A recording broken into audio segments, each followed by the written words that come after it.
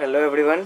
आज हमने केमिस्ट्री का सॉल्यूशन का लेक्चर 5 किया जिसमें हमने पार्ट्स पर मिलियन। इसका फार्मूला क्या होता है? Weight of solute in gram by weight of solution in gram, या सॉल्वेंट भी हो सकता है।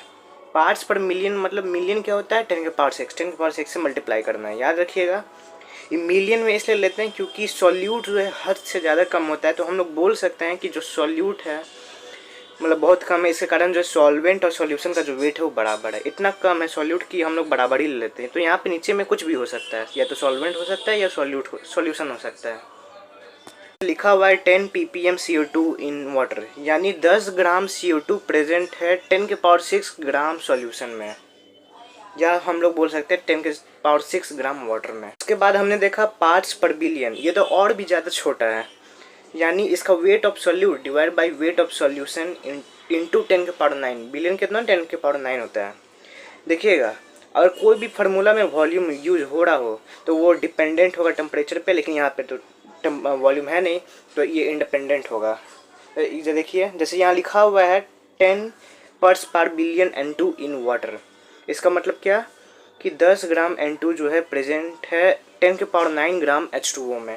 अब आते हैं मैथ्स का डिटरमिनेंट चैप्टर लेक्चर 4 पे। हमने डिटरमिनेंट का प्रॉपर्टीज़ पढ़ा, जिसमें प्रॉपर्टी 3 क्या है कि अगर हम लोग डिटरमिनेंट को 7 से या कोई भी नंबर से मल्टीप्लाई करें तो वो जो नंबर जिसे मल्टीप्लाई करे या तो एक ही रो में होगा या तो एक ही कॉलम में होगा, यानी कहीं भी मल्टीप्लाई करो लेकिन एक ही रो में या एक ही कॉलम में कहीं भी मल्टीप्लाई कर सकते हैं। जैसे एग्जांपल लेते हैं, इस 7 से मल्टीप्लाई किए हैं, ये डिटरमिनेंट है 2 3 -1 -4। पहले 7 को बाहर लिखेंगे, उसके बाद देखिए या तो हम लोग इस रो में मल्टीप्लाई करेंगे या तो इस कॉलम में इस रो में मल्टीप्लाई करेंगे, या तो इस कॉलम में मल्टीप्लाई करेंगे, या तो इस कॉलम में मल्टीप्लाई करेंगे, या तो इस रो में मल्टीप्लाई करेंगे। जैसे आप देख सकते हैं, कभी हम लोग यहाँ मल्टीप्लाई किया, कभी हमने यहाँ मल्टीप्लाई किया, कभी हमने इस रो कॉलम में मल्टीप्लाई किया, कभी इस कॉलम में मल्टीप्लाई किया, वैल्यू सेम रहेगा।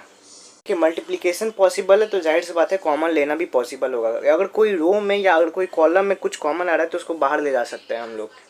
चौथा प्रॉपर्टी है कि अगर हम लोग नंबर ऑफ चेंज करें डिटरमिनेंट में, अगर इवन हो तो साइन सेम रहेगा, अगर ऑड चेंज करें तो जो है वो साइन अपोजिट हो जाएगा। याद रखिएगा, रो और रो को बदल सकते हैं, कॉलम और कॉलम को बदल सकते हैं, लेकिन रो और कॉलम को एक साथ नहीं बदल सकते हैं। प्रॉपर्टी 5 क्या बोलता है? Addition of determinant.